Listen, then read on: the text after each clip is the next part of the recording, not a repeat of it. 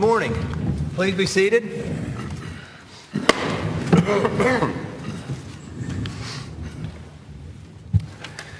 Supreme Court of the State of Oklahoma will now come to order. The matter of case number 120982.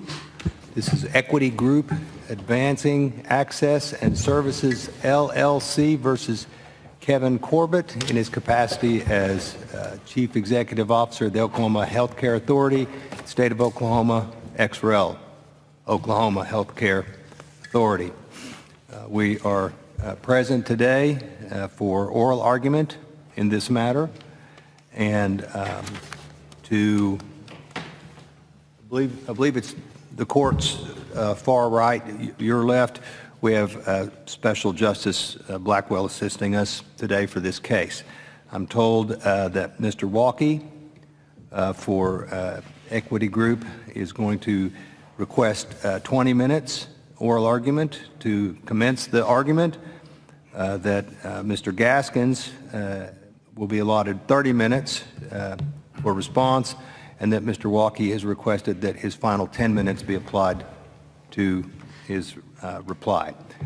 Do counsel have any other procedural matters they wish to address to the court prior to commencing?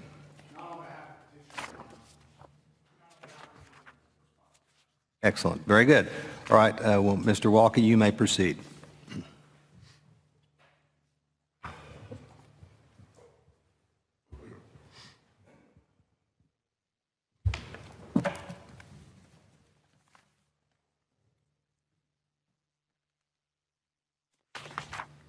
Mr. Chief Justice, and may it please the court, in June of 2020, the people of the state of Oklahoma voted in favor of State Question 802, which expanded Medicaid coverage for low-income adults in the state of Oklahoma.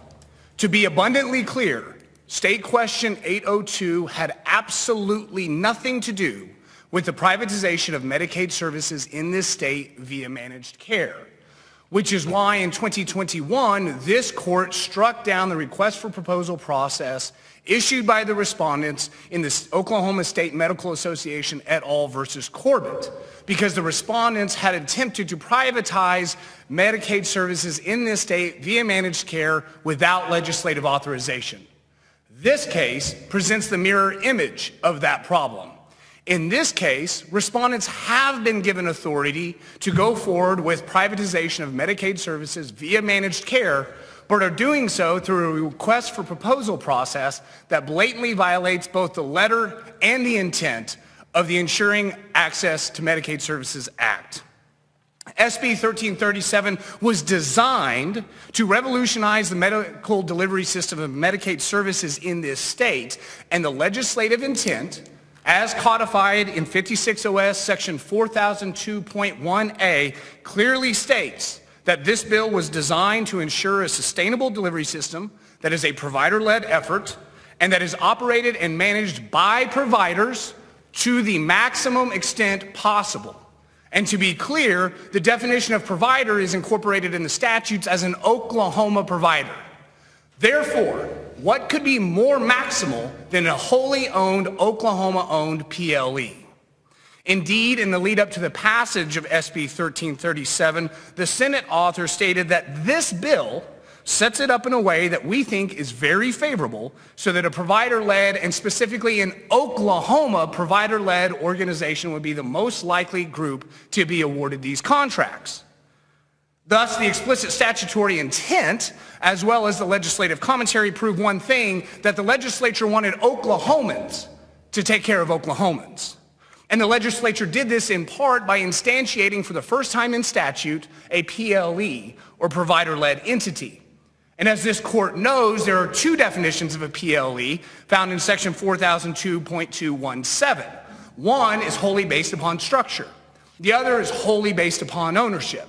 And while those concepts are separate and distinct, they do have some overlap. But the distinction will become important in a moment. Petitioner is a group of 16 safety net medical providers that came together to form a PLE.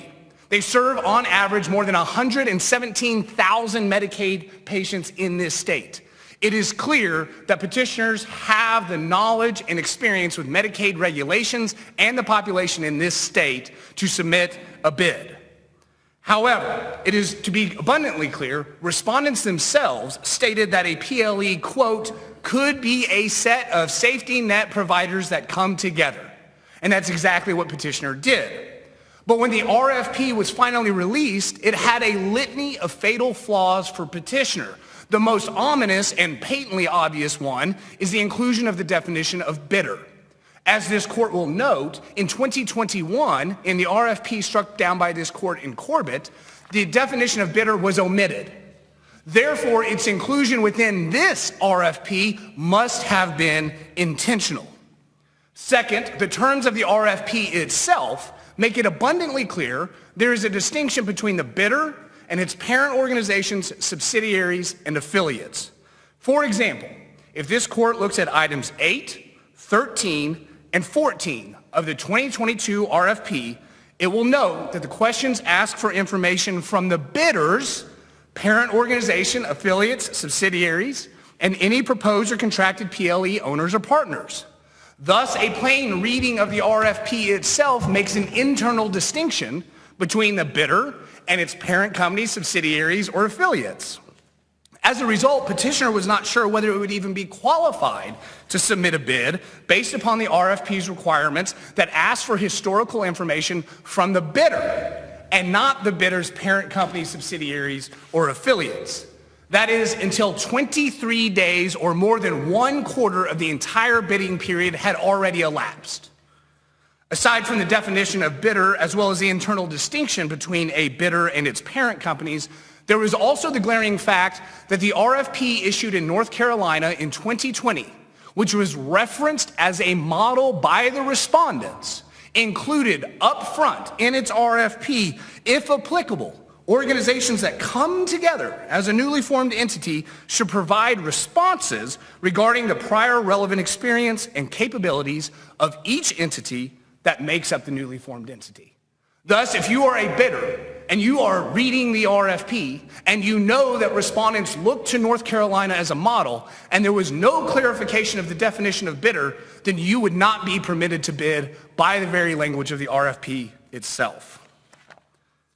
And even if this court were to assume that petitioner could somehow have started to work on the RFP under the wholly assumed assumption that petitioner could supply at least some information through its parent companies, subsidiaries, or affiliates, there is still the glaring problem that there were no alternative criteria provided within the RFP itself.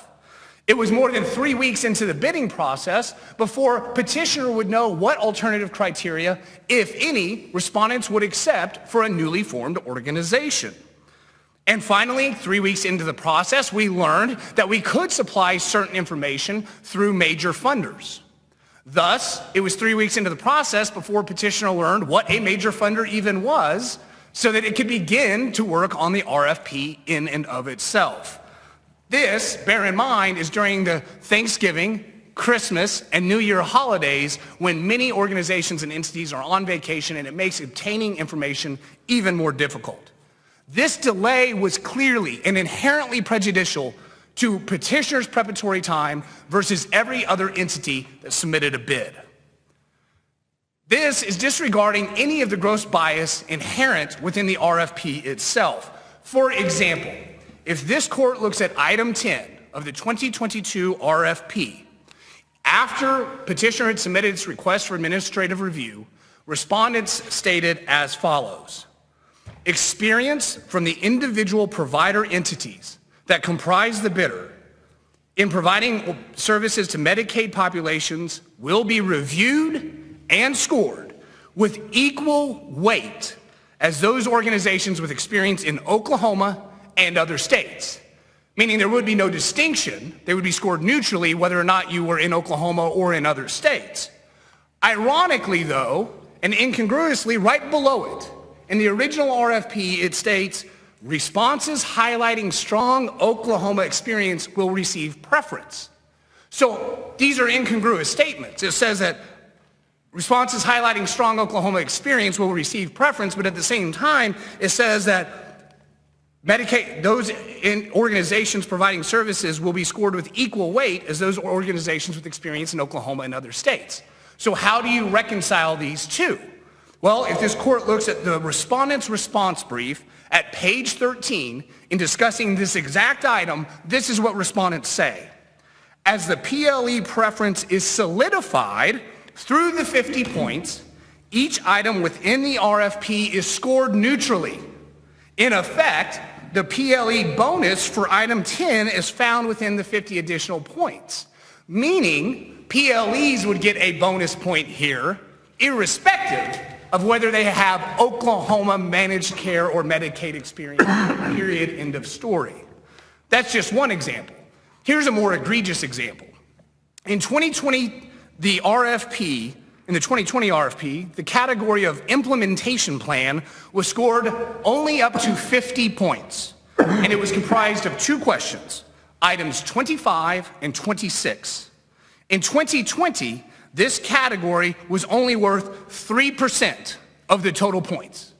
In 2022, this exact same category is renamed as operations, and it's comprised of the exact same two questions, items 23 and 24 this time, and this time it's scored up to 180 points, meaning it is worth more than 10% of the total points allotted. And as this court will note, respondents stated in their response brief that the difference between the first highest bidder and third highest bidder in 2021 was a mere 25 points.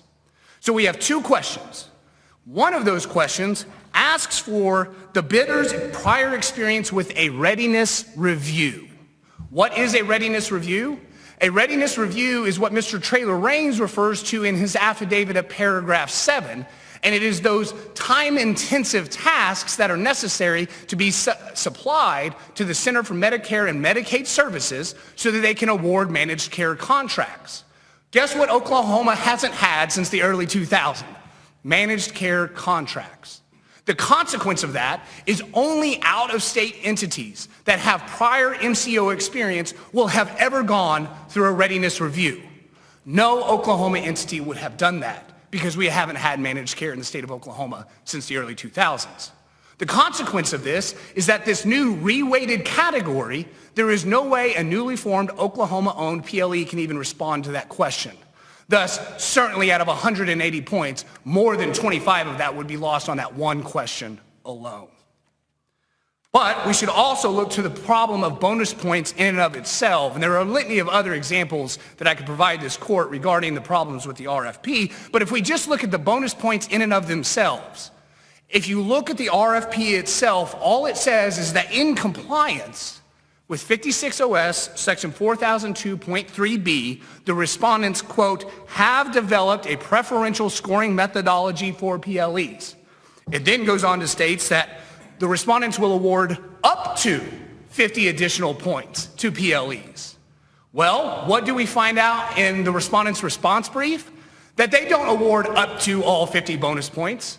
They award all 50 bonus points. Not only that, but respondents themselves say that they had a choice as to whether to follow the 3 legislatively mandated criteria for bonus points, and they chose not to. The problem with that is one of those 3 legislatively mandated criteria contains ownership as one of the bases for bonus points. By awarding all 50 bonus points to any PLE, irrespective of Oklahoma ownership, clearly thwarts those 3 specified criteria by the legislature. But more importantly, it almost ensures that no Oklahoma-owned PLE would ever be able to compete with an out-of-state PLE because it no longer has any bonus points worth anything at all. And as this court knows, a total of 8 bids were submitted for the state's Medicaid managed care contracts. 7 of them were PLEs. Thus, this bonus point methodology that would have helped some entities will now help no entities because they're all playing on the exact same field. Respondents argue 2 essential points in response to petitioner. First, that there is no standing that petitioner has. This court knows that standing is comprised of 3 components: a legally protected interest, which must have been injured in fact, a causal nexus between the injury and the complained of conduct, and a likelihood, as opposed to a mere speculation, that the injury will be redressed by a favorable decision. As to the legally protected interest, petitioners should have been capable of submitting a bid on day one. They should not have been prejudiced by more than 23 days of a delay in order to begin preparation on this RFP. Second, petitioners should have been afforded the full 90 days that every other bidder was afforded. Third, petitioner was directly injured by respondents' failure to abide by the legislature's dictates regarding bonus points. Fourth, the respondents failed to make accommodations for newly formed Oklahoma-owned PLEs, even though they stated up front in the lead up to the RFP that newly formed PLEs may not have the level of maturity that an established commercial plan does, and respondents want to, quote, allow for entry into the market of a provider-led entity. No accommodations were made, and certainly none that would have allowed a newly formed entity to enter into this contract. The nexus between these injuries and the complaint of conduct is patently clear. If respondents had done what North Carolina did up front and submitted a bid or an RFP that stated that entities that have come together can supply information through their owners, we likely would not be standing here today. But then, of course, we also have the problem of the bonus point methodology, which completely disregards the legislature's intent. And finally, if this court were to require the respondents to reissue the bid and specify which categories parent companies or affiliates could supply information, as well as what alternative criteria, if any, would be acceptable for the remaining items, then petitioner would be able to bid and potentially bid successfully. Moreover, in accordance with the Empire Electric Contractors Association, that court held that, quote, in as much as unsuccessful bidders have standing, it would, in this court's opinion, be illogical to deny standing to one who claims that the violation of the statute prevented him from entering any bid at all. Next, respondents argue that petitioner failed to exhaust its administrative remedies and yet cite to no statute regarding these administrative remedies, and that is likely because the request to go through an administrative process per the RFP is completely voluntary. The proof of that is found in section 2.3.10 of the RFP itself, the administrative review process. It states that a bidder that believes the contract or bid requirements or specifications or bid response due date are unnecessarily restrictive or limit competition may email a request for administrative review.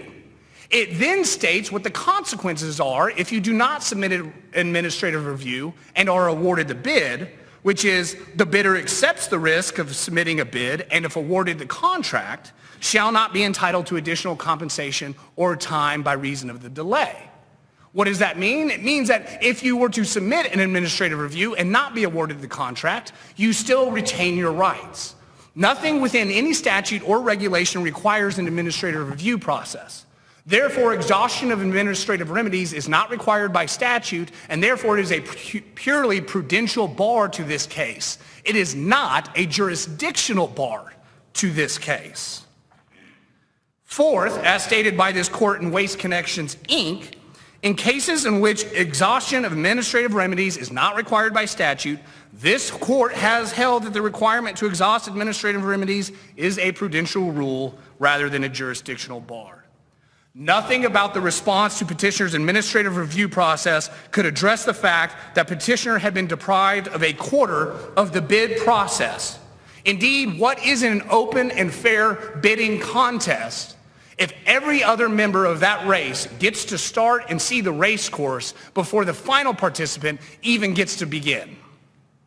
Thus, even if petitioner had submitted its administrative review request, and even if petitioner had included every single item, petitioner would still not have known that it would be treated the same as every other PLE. In other words, it did not know at the time that it submitted its administrative request that respondents were awarding all 50 bonus points to any PLE, irrespective of whether the legislative criteria were met. And that meant that we didn't even know to object to that until respondents filed their response brief. We did, however, know that there was no methodology because no methodology was actually stated in the RFP itself. As a result, this case presents a question of law.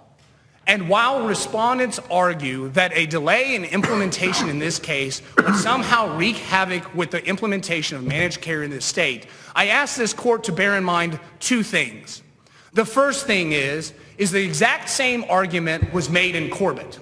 And in that case, there was 100 days between the issuance of the RFP and the award of the contracts. In this case, there are more than 200 days that are going to occur between the issuance of the RFP and the award of the contract. The contract's on the exact same subject matter. Why there is a more egregious delay this year requiring them to bump the start date from October 1, 2023 to April 1, 2024 isn't wholly clear. But what is wholly clear is that this court struck down the RFP in Corbett because it was contrary to law. And as noted in my brief, at the end of the day, the onus is on respondents, not petitioner, to draft an RFP in accordance with the legislature's mandates. They have not done so. All petitioner asks is that it have a chance to bid in an open and fair bidding process in accordance with the legislature's dictates. Thank you, Your Honor. Thank you, sir. I've got a couple of questions.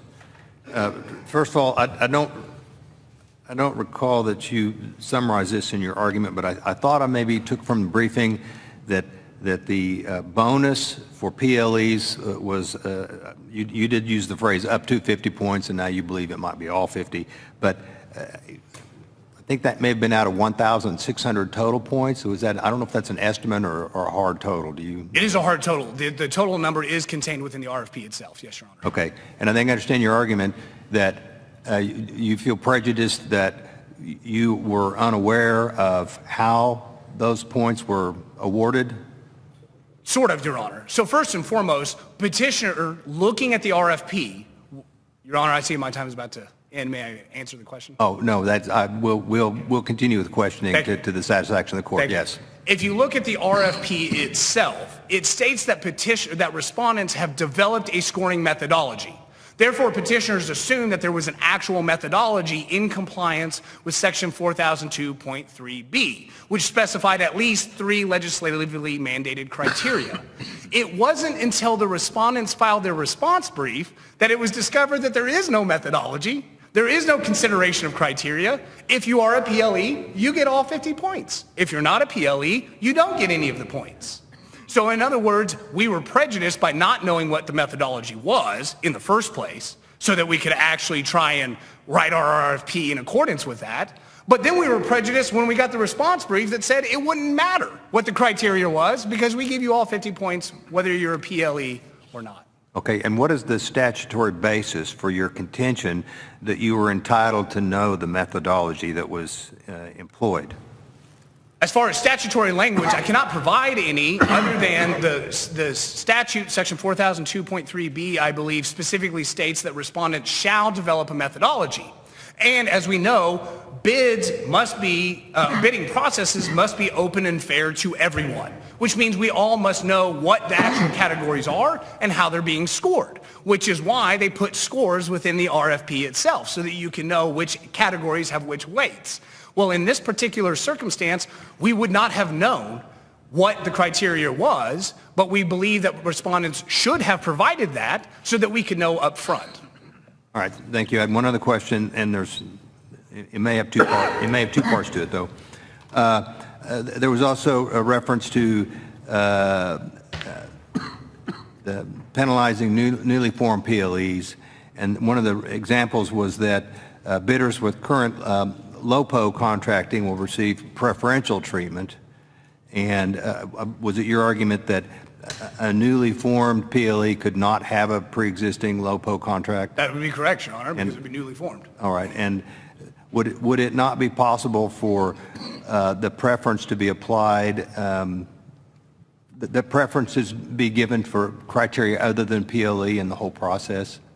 I certainly think so. I think that's a possibility. But what we do know is that the legislature mandated bonus points for PLEs, not for other bidders. In other words, it may ultimately end up being the case if this court strikes down the RFP that we submit a bid, and just like North Carolina, we actually go through the administrative review process, et cetera, by arguing that the criteria that was drafted, as you give an example of, was inherently prejudicial.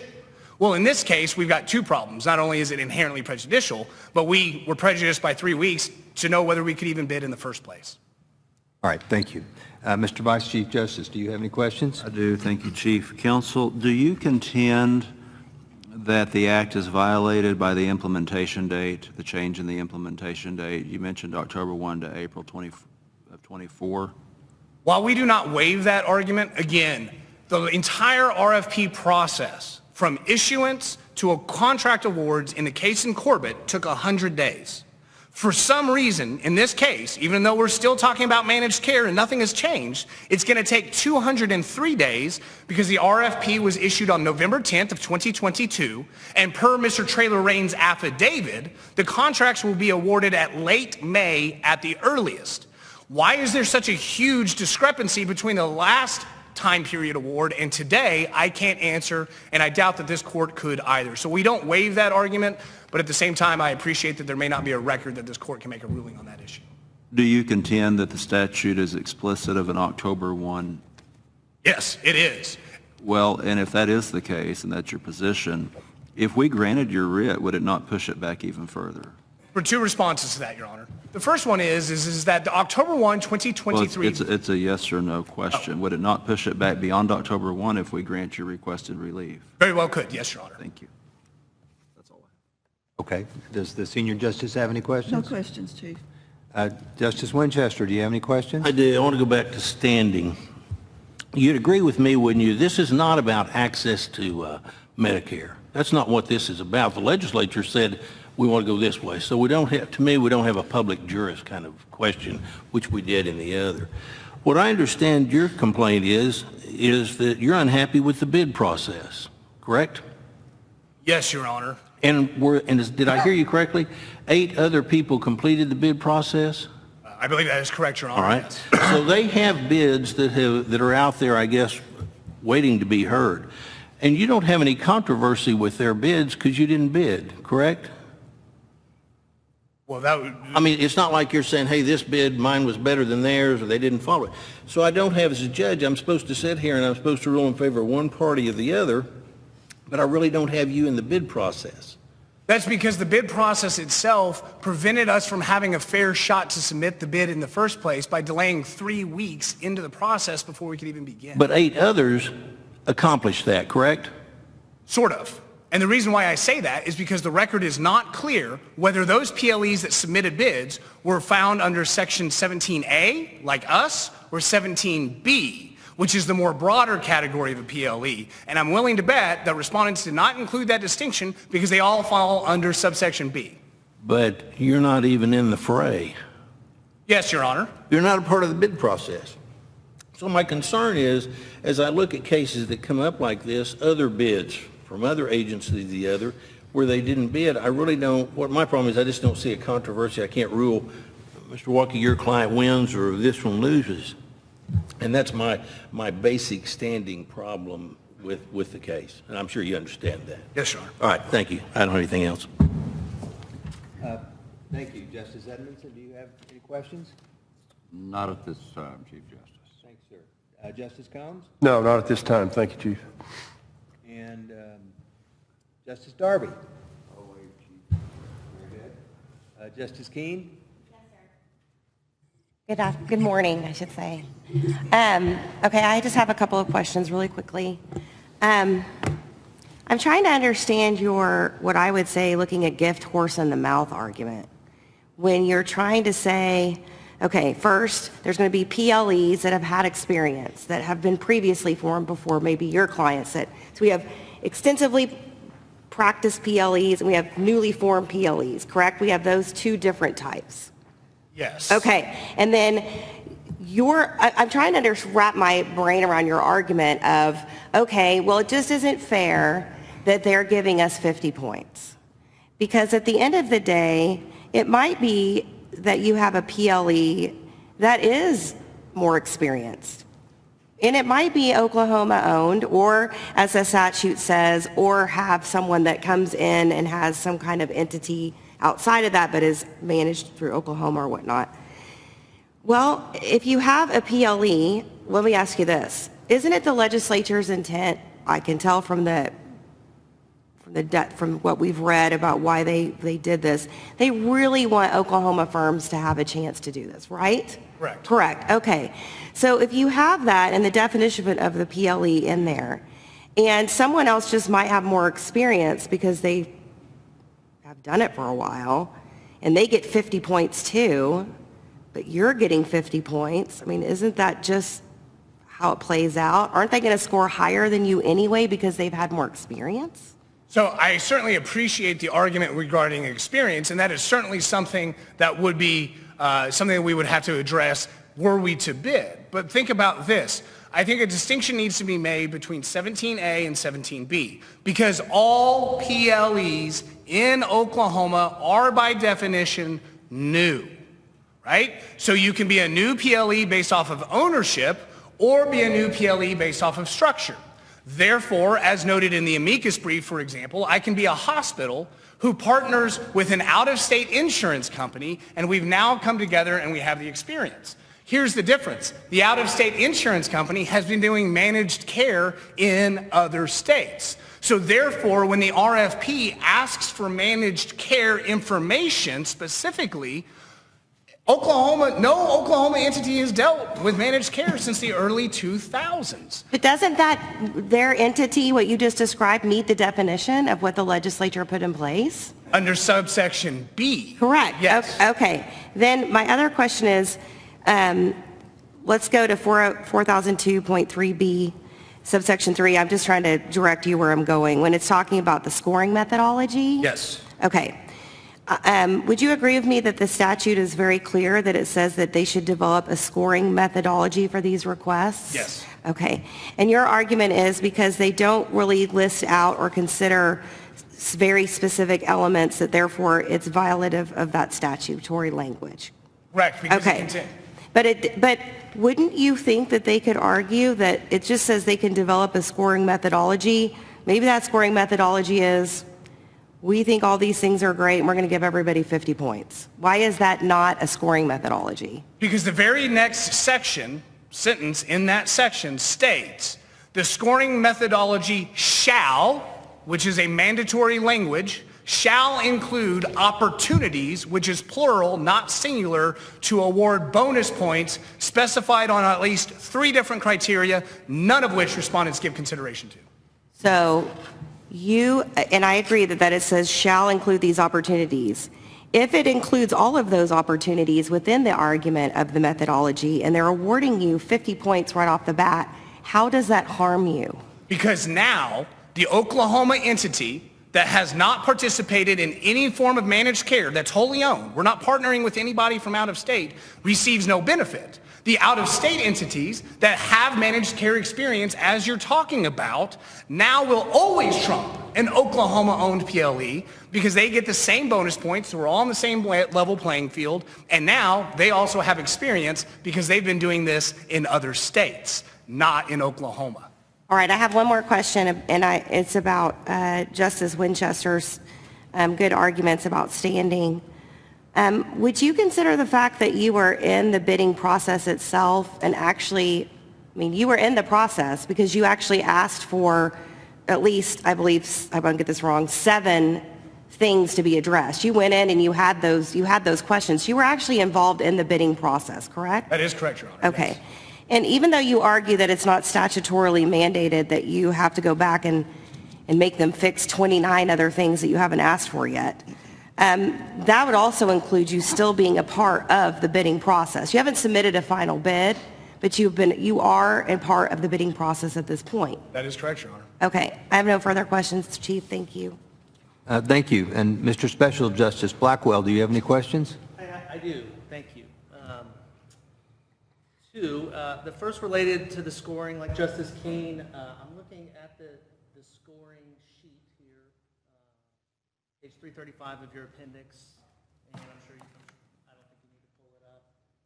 There's a number of scoring categories, only one of which is the PLE bonus. How do you know that the agency, the biggest one actually is organizational structure, 250 points, possible, I assume that's up to. How do we know that the agency doesn't have discretion to award more points to Oklahoma PLE in that, when considering something like that? Because of the response brief, you mean within the, for example, the operations plan category? Organizational structure, Yeah. for example. Because all this court has to do is look at the respondent's response brief at page 13, where they state, well, first of all this court needs to look at is item 10, where they state that experience from the individual provider entities that comprise the bidder organization in providing services to Medicaid populations will be reviewed and scored with equal weight as those organizations with experience in Oklahoma and other states. In other words, all of the criteria they admit are scored neutrally throughout, and they state that on page 13 of their brief. All of the criteria, irrespective of Oklahoma or out of state, are considered the exact same, which is why they are awarding bonus points, and that's where the bonus points are supposed to come in. Secondly, related to Justice Winchester's questions, I just want to make sure we're all on the same page. In an alternative world, if you had submitted, your client had submitted a bid, one or two things could happen. You could have won the bid, and then presumably we're not here. Or you could have lost. And if you had lost, do we all agree, I think respondents suggest that, the APA, the Administrative Procedures Act, would apply to allow you to challenge your loss in court. Is that right? That is correct, Your Honor, but please bear in mind the futility of submitting a bid. As noted in our appendix, in our affidavit, we have the financial, technical, and experiential wherewithal to submit a bid. We wanted to submit a bid. It takes $5 million, 1.5 of which has to be on deposit with the Oklahoma Insurance Department in order to become a health maintenance organization in the first place. And so we, as a group of safety net providers from across the state of Oklahoma, 16 organizations that serve 117,000 Medicaid people in the population, realized up front, because of just the few examples I provided you that we could never score on, that this would be futile and would waste $5 million. We essentially have one shot at this bid, and we're trying to get the best shot possible that's in accordance with the legislature's mandates. Any other questions at this point in time? Thank you, Counselor. We appreciate your opening argument. And Mr. Gaskins, if you could do the court a favor, before we start your 30 minutes, I see that the Attorney General's at council table with you. Can you go ahead and announce the appearances here for the record?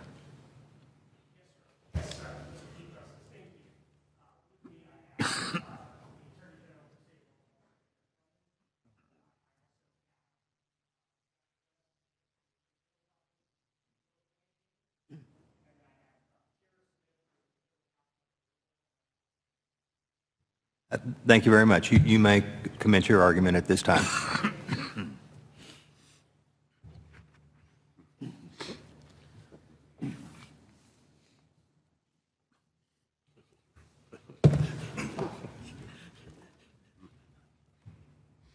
Mr. Chief Justice, and may it please the court.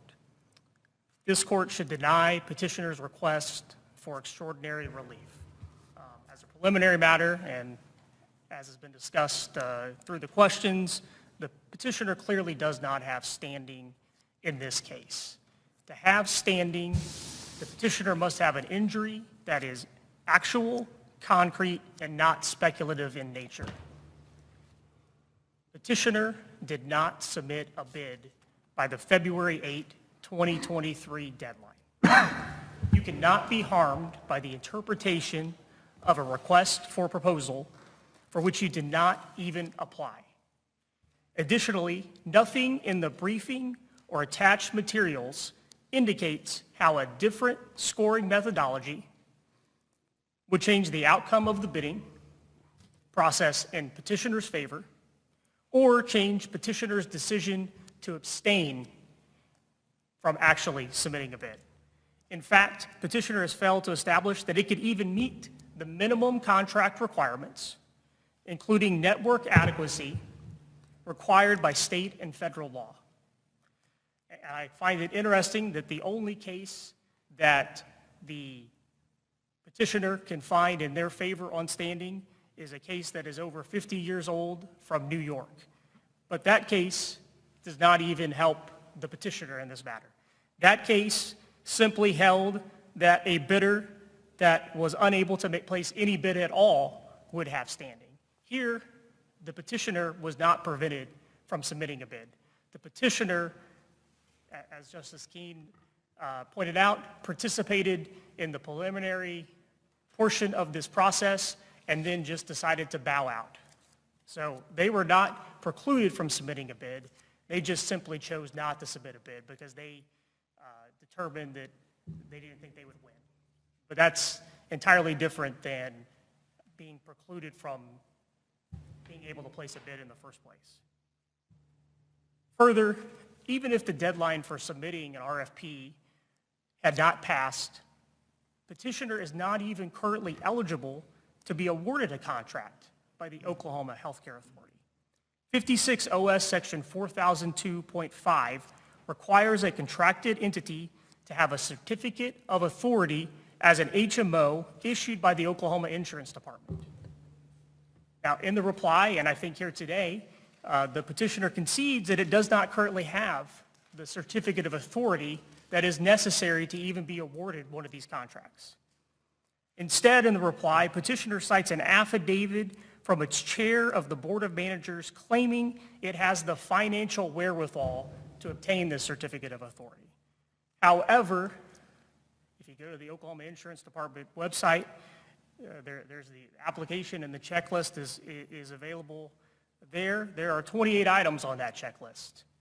And in the affidavit and accompanying material, the petitioner does not go through each one of those items and prove that they would actually be eligible to obtain a certificate of authority. Included on that list are third-party background checks. They have to submit grievance procedures. They have to submit quality assurance programs. Those all have to be approved by the Oklahoma Insurance Department. And as we sit here today, the petitioner has not done that. And so it is speculative at best that even if the petitioner had submitted a bid, whether they would even be eligible to obtain a contract because they do not have the statutory required certificate of authority. Therefore, petitioner clearly does not have standing in this case. In addition to not having standing, the petitioner has failed to exhaust their administrative remedies.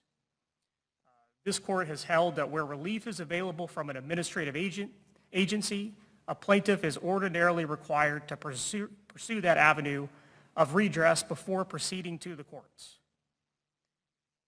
And while the exhaustion requirement is discretionary when there is no statutory mandate, this court in the Waste Connections, Inc., the Oklahoma Department of Environmental Quality case cited by the petitioner in their reply brief, this court held that it would ordinarily only excuse the failure to exhaust administrative remedies when they are unavailable, ineffective, or would have been futile to pursue.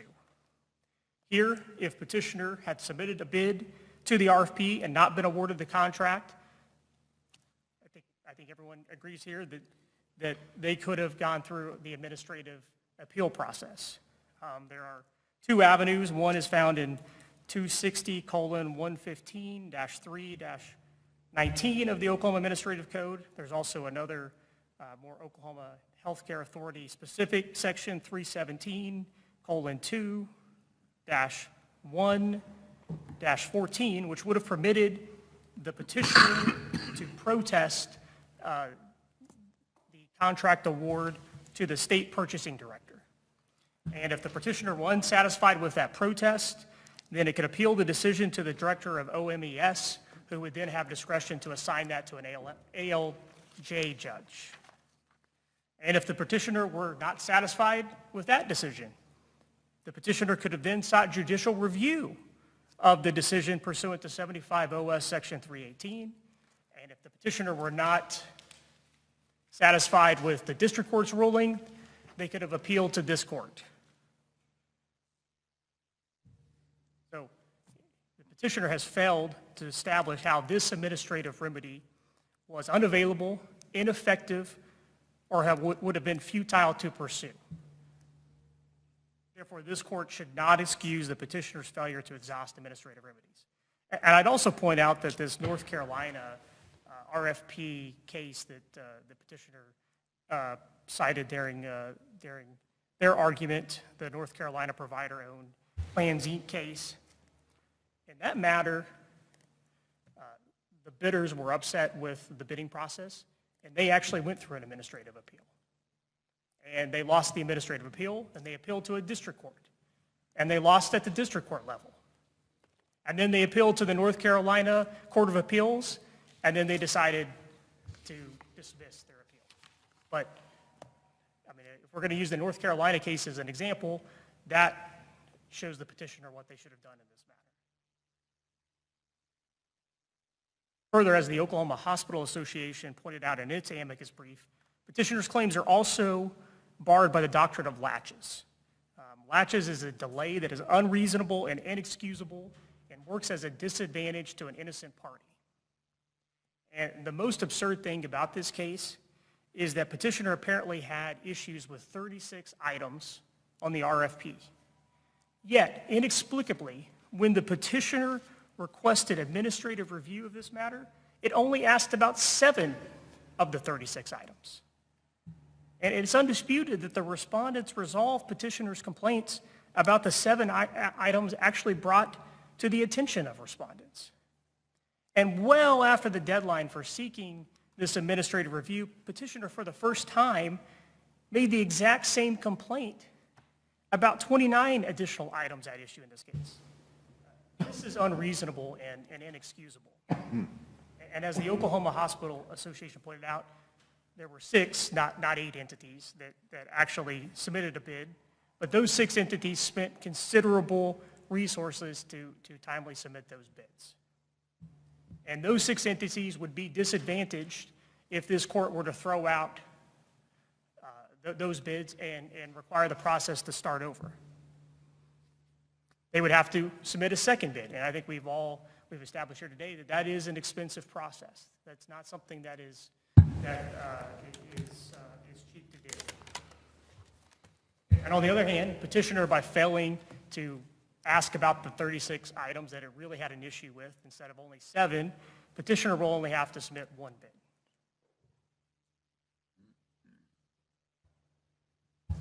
And what makes this even more egregious is that the 29 questions that the petitioner didn't ask about during the administrative review process involve the exact same issues as the 7 items.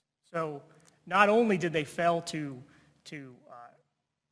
ask about all of the items they had an issue with, but the answer, I mean, they were the same issues. I don't know, it boggles the mind how the petitioner thought that those would be answered differently.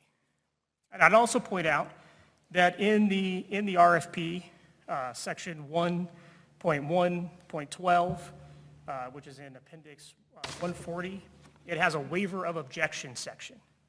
And it says, quote, "The bidder is responsible for reviewing all materials associated with this solicitation and submitting questions and comments in advance of the deadline specified." So the Oklahoma Healthcare Authority was upfront with the petitioner that they were expected to review the materials thoroughly and identify any issues they had by the deadline that was provided. As to the substance of the petitioner's claim, I think it boils down to 3 issues, but I think the first one is really not an issue because I think we could all agree that if this process got thrown out, that the implementation date of October 1, 2023 is just simply not feasible.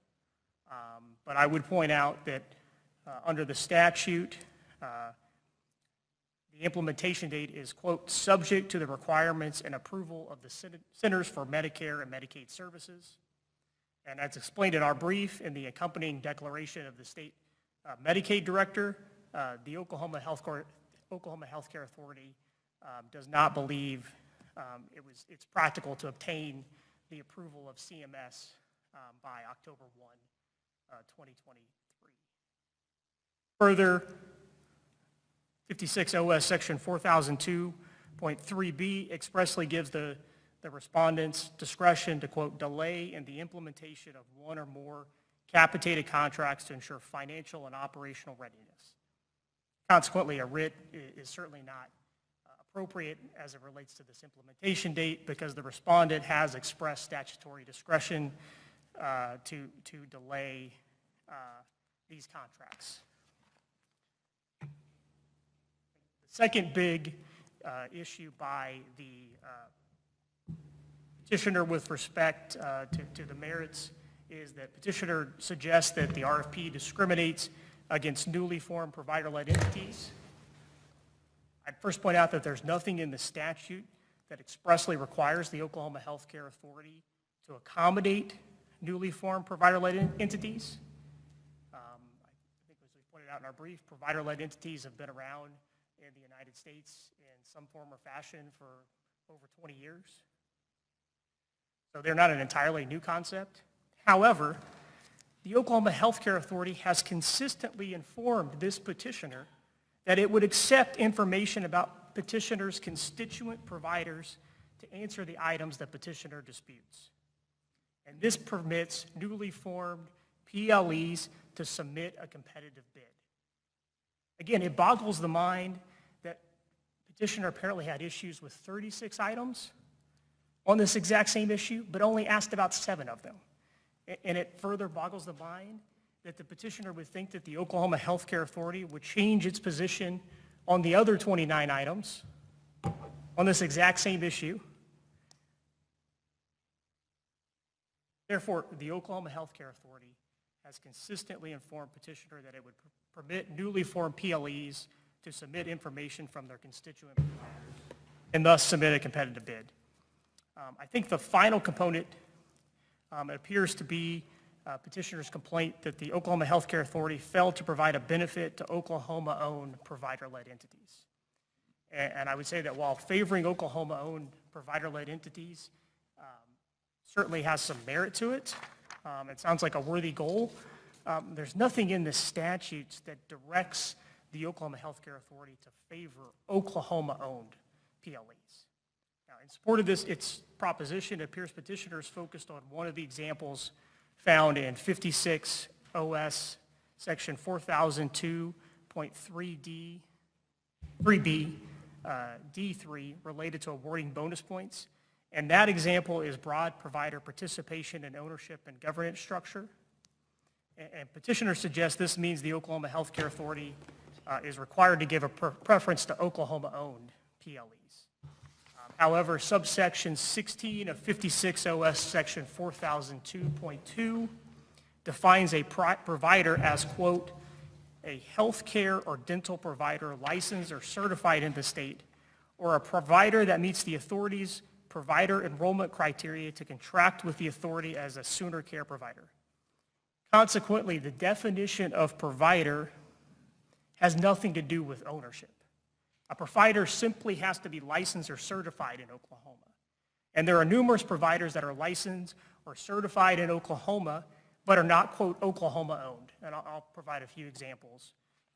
Ascension St. John Hospital in Tulsa meets the definition of a provider. It's a large provider in the state. However, it's not owned by Oklahomans. It's owned by a large Catholic nonprofit headquartered in St. Louis, Missouri. Similarly, Hillcrest Hospital in Tulsa meets the definition of provider.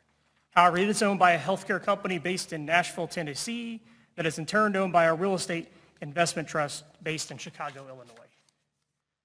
Similarly, here in Oklahoma City, Mercy Hospital meets the definition of a provider. However, it's another large Catholic healthcare system headquartered in Chesterfield, Missouri. So these are all providers in the state of Oklahoma, but they are not owned by Oklahomans. So there is a distinction between being a provider and being Oklahoma-owned.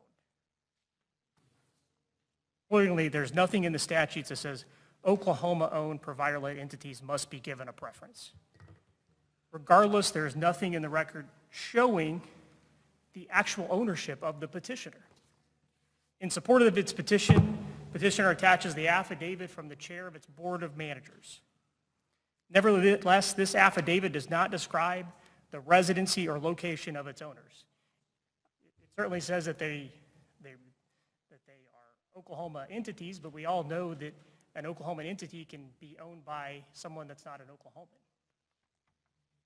As a result, there's nothing in the record to establish that petitioner is even owned by Oklahomans. Therefore, even if the statutes required a preference for Oklahoma-owned PLEs, petitioner has not established that it is even owned by Oklahomans.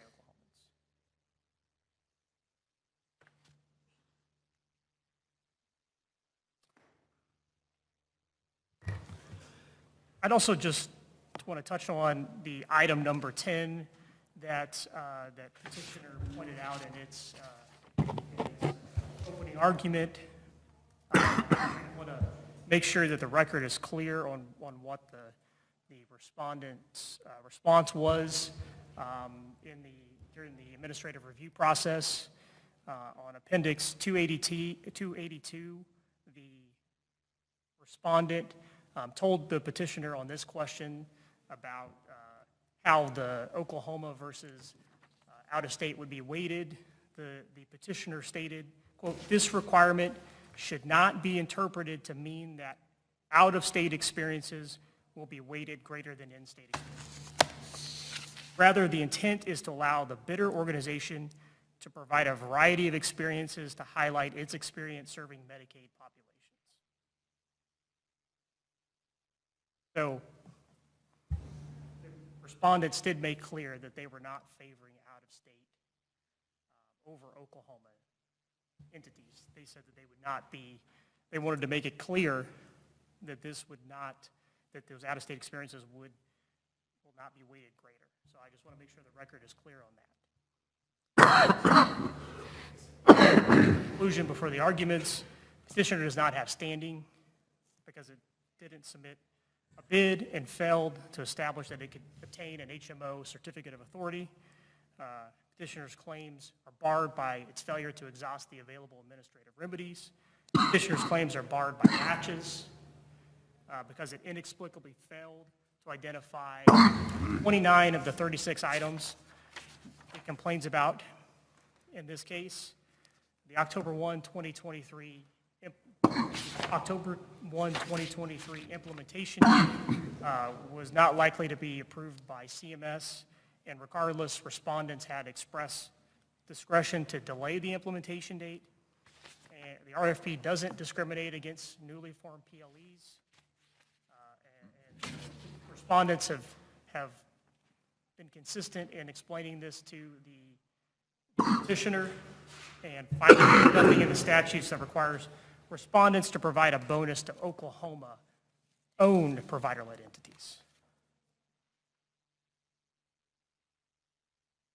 And even if there were such a requirement, petitioners failed to show how this bonus would have resulted in petitioner obtaining a contract instead of one of the other 6 parties, including 5 self-identified provider-led entities that actually submitted a bid.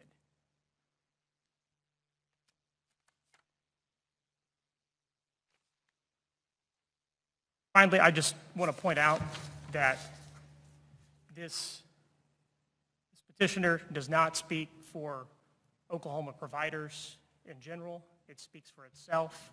The Oklahoma Hospital Association, which represents numerous providers, submitted an amicus brief in support of the Oklahoma Healthcare Authority and its interpretation of the statutes.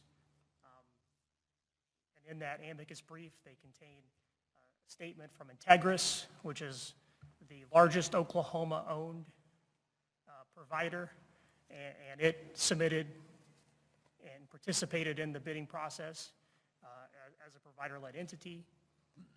So I just want to make it clear that this petitioner only speaks for themselves. They do not speak for the other providers and the parties that actually got their act together and submitted a timely bid. Thank you. Thanks, sir. I noticed in the briefing that you suggested that You were concerned that the petitioners may be conflating newly formed PLEs with all PLEs. And during the argument this morning, it appears to me that you may have a concern that they're conflating Oklahoma-owned PLEs with all PLEs. Can you speak to that, please? So I think there was two, I took the petitioner's argument as twofold. One, I think they said that newly formed PLEs were not able to competitively bid because they didn't ask about the 29 items. They only asked about 7 of those items. And the other issue is it appeared that the petitioner's main complaint is that the law requires Oklahoma-owned PLEs to be given a preference, and that's not actually in the express statute. The statute simply talks about providers, and as I went through, you could be a provider and not be Oklahoma-owned. Okay, and I saw in the petitioner's brief there was a citation to a comment that State Director Raines made at a town hall meeting that PLE participation was, quote, really important to the state leaders, close quote, to be able to call a local governing body, a local CEO that's in Oklahoma, know Oklahoma values, and hold them accountable. Those are, you're telling me those are basically statements of opinion rather than a recitation of the statute? Yes, that is the opinion of one legislator, and I don't know what was in the minds of the majority of the legislatures that actually passed the statute. All we have is the express statutory text to determine the intent. Thank you. Vice Chief Justice? Thank you, Chief. Counsel, I want to follow up on the Chief's question. I take your position is that the failure to provide a benefit to Oklahoma-owned PLEs is not statutorily mandated, or the requirement to provide a benefit to Oklahoma-owned PLEs is not statutorily mandated. Oklahoma-owned, yes, that is Okay. correct. In the petition filed by the petitioners, they quote some town hall meetings, I guess, that the Healthcare Authority hosted across the state. Are you familiar with those? I'm familiar with what was in the brief, yes. It is stated here that at a town hall prior to the issuance of the RFP, the respondent stated that one of the key evolutions of Senate Bill 1337 is Oklahoma provider-led entities. That's a key difference. At another town hall, it was quoted that it was said, we want Oklahoma provider input, we want Oklahoma companies doing this. Does that comport with your position this morning? It does. I think that the distinction is the definition of provider. You can be a provider, be a provider in the state of Oklahoma, which I think would be an Oklahoma provider. However, that Oklahoma provider doesn't have to be owned by Oklahomans under the statute to be a provider, such as essentially St. John's, Hillcrest. And your position is that Senate Bill 1337 was not drafted to prefer an Oklahoma-owned PLE? Oklahoma-owned. Now, maybe, this idea... Was or was not? It was not Thank you. Oklahoma-owned. That's all the questions I have. Thank you. Does the Senior Justice have any questions? No at this questions. moment? Thank you. And Justice Winchester? I just had a couple of questions. What we're talking about here is federal money that the state's going to get for expansion of Medicare, correct? It is. And Over that's $1 billion. Right, and when that was passed, the citizens said, we're willing to get into that program. So there was a bid process before the legislature changed this, that the Center for Medicaid Services, who oversees this extra money, said you can do it this way if you want. This court said, no, the legislature hasn't spoken. The legislature speaks and says, we want to create our own rather than do what everybody else is doing. So that's what we're here. But the bottom line, as I understand it, Mr. Gaskins, is this whatever Oklahoma Healthcare Authority or these bidders do has to be approved by the Center for Medicaid Services. It does. Because it's federal money. Yes. It's not state appropriated money, and the state can do whatever they want. Right. They have Bottom to- line, these will have to be approved by CMS. Okay. But you're still, once that process is, and one of the judges mentioned, they still, those 8 bidders or 5, whatever they are, they can still, within our administrative process in the OHA, they can challenge some of the bidding process still. They can, yes. And had the petitioner's client entered into that bidding process, they might have had that same opportunity. Yes, Am I correct on Yeah. at least how That- this sets up? that is correct. Okay, I have no more questions.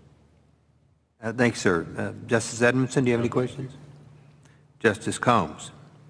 Thank you, Chief. I'm a little puzzled by the line drawn between Oklahoma-owned and an Oklahoma provider. Your position is that they're different.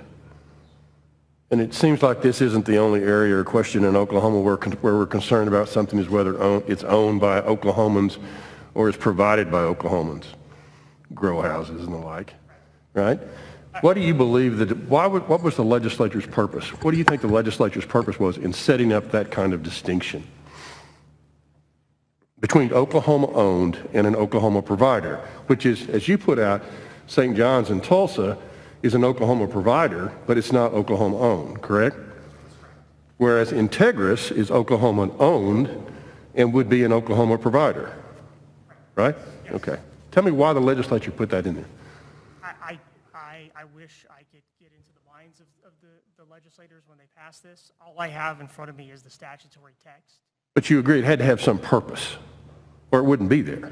Well, they did define provider, and a provider has to be certified or licensed or be eligible to obtain a contract in Oklahoma. So if we're going to define Oklahoma provider as that, then I would agree with you. I think it's just the addition of the word Oklahoma-owned provider is where I draw the line. And you don't think that was included to give Oklahomans the opportunity to bid? I guess I don't want to get into a dispute over semantics. Would you say an Oklahoma provider it's someone that is licensed to provide services in the state of Oklahoma. If you're going to say that's an Oklahoma provider, then I agree that that is what the statute says. The statute just unfortunately doesn't talk about ownership. That's all, Chief. Justice Darby? Justice King?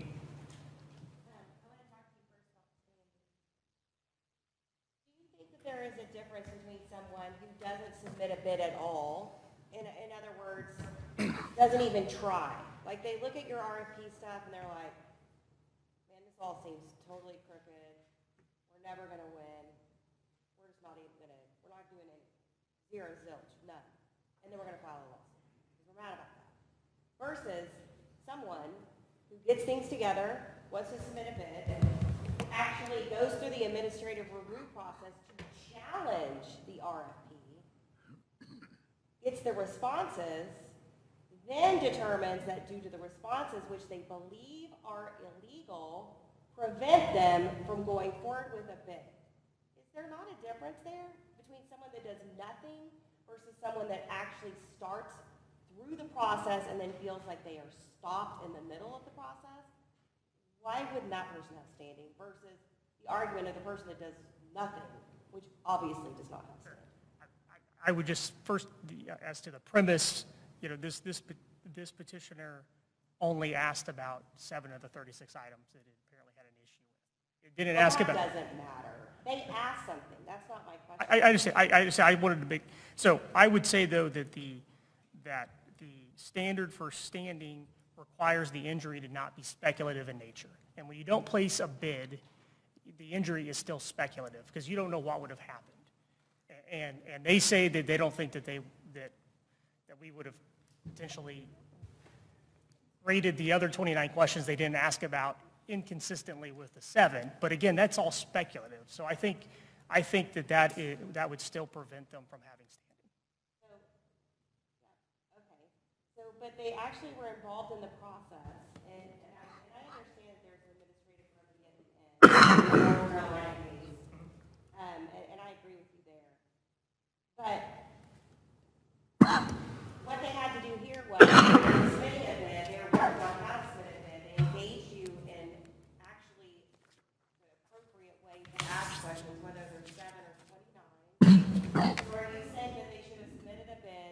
$5 million and then challenged the requirements to the ARPA? Well, submitting the bid, I think, as council admitted, isn't actually $5 million, right? If they were awarded the bid, they still have to be an Oklahoma HMO. That costs money. I think the money to set this entity up, because I guess it's a newly formed entity. So I don't know the exact, dollar figure of how much it would have cost, but we do know it would have been less than $5 million, or it would have been less than $3.5 million based upon the prior responses. But they would have had to spend that money and then spend money on lawyers and lawsuits in order to get to where they are right here, to get standing. I would say that yes, that they would have to participate in the bid and submit a bid, so it's not speculative that they would have actually won the bid. Because right now we're just talking about a hypothetical. If this entity that we don't know anything about would have submitted a bid, we don't know about their experiences, we don't know about anything about them that would say that they would actually be eligible or would actually obtain one of these bids. So yes, I think in this instance, or at a minimum, if they're going to come to this court and ask this court to rule an extraordinary relief, that they would have a detailed analysis of this is what we would have done. And this is why we would have won as opposed to some other bidder. But that, we have a little over a one-page affidavit is the only thing in the record showing that they were even going to place a bid. Okay. And then one more question. I'm going to go to the provider-led entity definition. And when we're talking about it has to be Oklahoma-owned, I mean, subsection A says, or is held by an entity indirectly owned with providers in the state. So that supports your argument that it doesn't say you have to be completely Oklahoma-owned. That's the first part of the sentence, I think. The majority of the is held by an provider in this state, or is held by an entity that indirectly owns. So does that help support your argument that it doesn't say that of course the legislature wants to give Oklahoma people a leg up, so you can either indirectly own students here with the state, or you're actually owners in the state. But either way, they're the ones who put that second clause in there. If you left it out, you'd be stuck with only owners, right? I agree. Yes, the legislature did provide alternative definitions for provider-led entity, and yes, the latter one does not require Oklahoma ownership whatsoever. Thank you. Thank you. Special Justice Blackwell. Just briefly, so, and really just the inverse of what I asked Mr. Walke. So I'm curious, he answered my first question about this point structure and this 250 points for organizational structure, for example, to say, if I understood him correctly, that the agency's hemmed itself in that it cannot distinguish between an A and a B provider-led entity when it's evaluating these other points. Do you agree with that? The governance is part of the there are questions on the governance. I think there's lots of questions on the demonstrative experience that all are graded separately. Here we're talking about a benefit to a provider-led entity. And so they do get 50 points, and then they still have to answer the other questions that are applicable to anyone, which goes to the governance and the demonstration. But as he said, the agency couldn't look at that 250 points, see it 1A and 1B, they're otherwise identical, and give an extra point to the subsection A. And one thing that we haven't really talked about, which I think was in our brief, is I will point out that it's my understanding that the provider-led entities, the ones that identify as provider-led entities, they are scored as one group, and the non-provider-led entities are scored as a separate group. So there is an inherent benefit that these provider-led entities that may be smaller or not have as much experience are graded against each other, and not the big insurance companies that not provider-led entities and submitted a bid. So I just want to point out, there is another additional mechanism to provide them with benefit. Okay, thank you. And last question, so the petitioner seeking to invoke this court's original jurisdiction, they did the same, and you are saying that we should not allow that. Same thing happened in Corbett, and I think I wasn't here, but I think you argued that in Corbett, this court should not invoke its original jurisdiction. Maybe I'm wrong about that, and if so, just let me know. But if I'm not, what is the scenario that you would say where we should step in prior to the process playing out? I have read the briefing and the court's opinion in that prior case. I and the current administration was not involved in arguing that case. But I would point out that I think the difference here from the last case is here we are not talking about an issue that affects all Oklahomans. We're talking about an issue that affects one specific petitioner that didn't submit a bid. We aren't talking about Oklahoma as a whole. I would say, though, if this court does exercise original jurisdiction and grant extraordinary relief, then this case would become an issue of great public importance, because then the process is going to be restarted. We're going to have Oklahoma taxpayers that are going to have to, that are not going to get the benefit of having this process in place as quickly as we'd like. There's also over $1 billion a year of additional federal funding that is going to come to the state of Oklahoma as a result of having this process in place. So if this court does grant original jurisdiction and grant extraordinary relief, then this issue would be an issue of great public importance. But as we said here today, it's an issue of individual importance. Thank you. Thank you, sir. Appreciate you. And Mr. Walker, you have rebuttal reserved, and you have up to 10 minutes. You may proceed.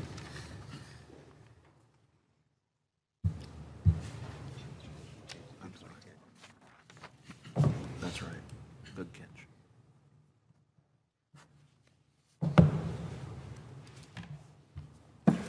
Mr. Chief Justice, may it please the court. Let me first address this Oklahoma Insurance Department argument regarding the fact that we are not an HMO and therefore cannot bid in this case. To be abundantly clear, the statute itself states,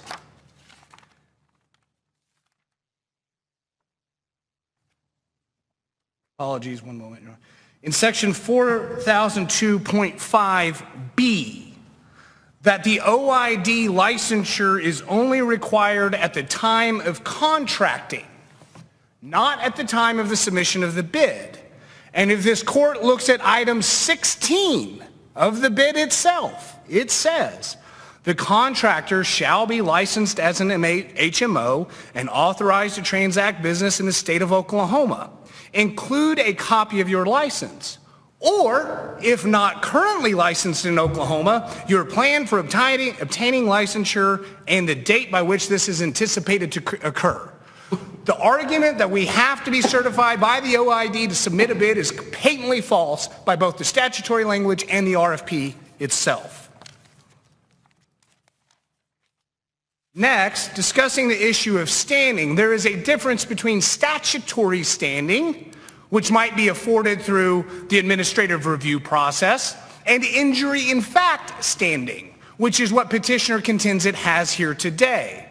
And speaking of the administrative review process, it must sit as a matter of irony here today that the respondents ask petitioner to go all the way through a bidding process that it knows in advance is futile, and then challenge it through the district court, Court of Appeals, and Supreme Court all before April 1 of 2024 next year, which is the entire reason we're sitting here today. Because if the argument is, do not delay this any more than necessary, then it runs contrary to that argument to make us go through the administrative process.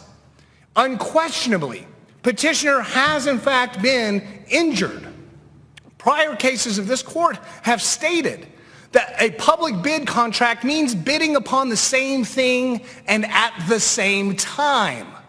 We were deprived of a quarter of the bidding process at a minimum, set anything else aside.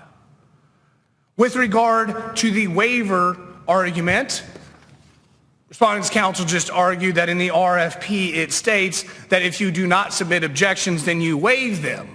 Again, that is not statutorily mandated, and that's clear because if you don't raise those issues in the administrative review process up front in the bid, the statutes, the Administrative Procedures Act, allows you to challenge those items after you lose the bid.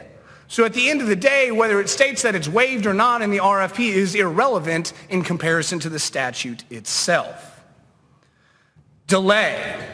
When we talk about the delay of implementation in this case and whether or not that would then make this matter a matter of public juris doctrine, because at that stage we're affecting the state of Oklahoma, it is important to note that right now, if we do not comply with the legislature's stated requirements, we are already thwarting the law of the state of Oklahoma writ large. And what the law of the state of Oklahoma says right now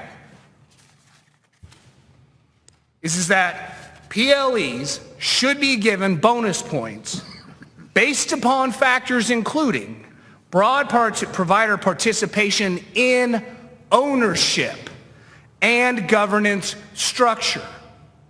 Therefore, when this court asks respondents, did the legislature mandate anything about being an Oklahoma-owned PLE? Yes, it did, and it's on appendix page 97.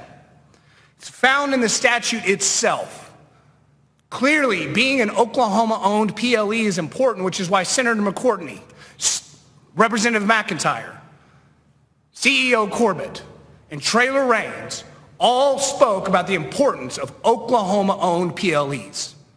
And yet what we know here today is that there is quite literally no benefit to being an Oklahoma-owned PLE. You could just as easily be St. John Ascension in Tulsa, Oklahoma, not owned by Oklahomans, and receive the exact same bonus points that a wholly owned Oklahoma entity should receive. And yet that's not what the statute says.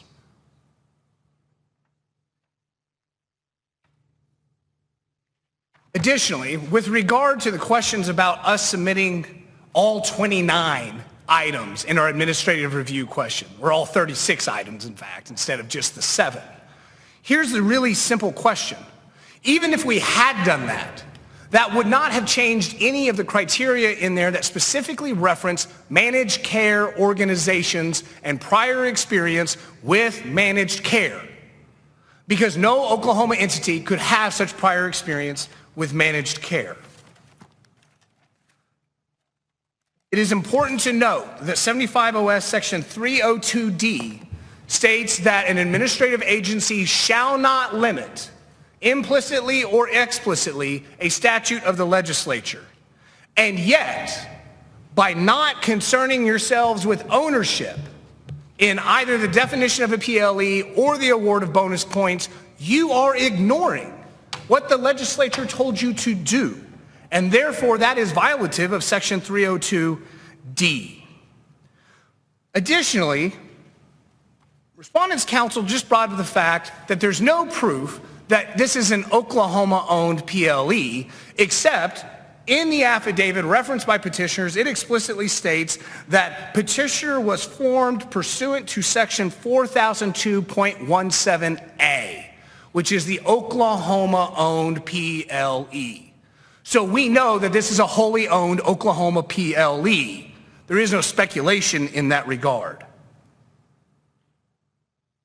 Finally, respondents argue that it would have been better for petitioners to come into court with detailed explanations about why it would have won the bid. I want to be abundantly clear with this court. Petitioner is not arguing that it should win the bid. That is not the argument. What the argument is that this should be an open, fair bidding process. The injury is not losing the bid. The injury is not being capable of submitting a bid that would arguably be relevant or competitive with these other out-of-state entities. So at the end of the day, we're not asking for special treatment. We're asking for an RFP that is issued in accordance with the state legislature's mandates in the state of Oklahoma. Thank you. Thanks, sir. I've got two categories I want to address briefly.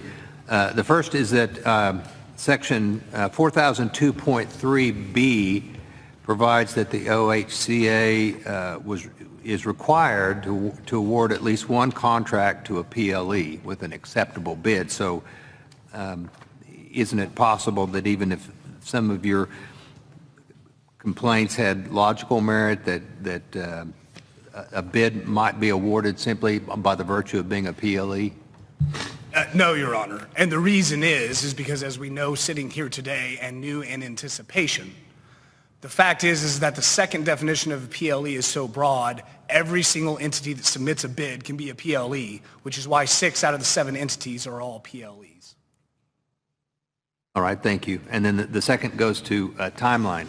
Is there any desirability or necessity towards a ruling prior to April 1, 2023? I certainly think that there's a necessity as a matter of publicity juris in order to ensure that however these federal dollars are being expended in the state of Oklahoma, they're being expended in accordance with the legislature's mandates. And so from that perspective, yes, a timely response is necessary. All right, thank you very much. Vice Chief? Waive. Justice Cogger? Waive. And Justice Winchester? Waive. Well, I do have a question. What's that other $3.5 million for? That's the cost of working with consultants, et cetera, in order to actually get the bid ready, prepared, the data.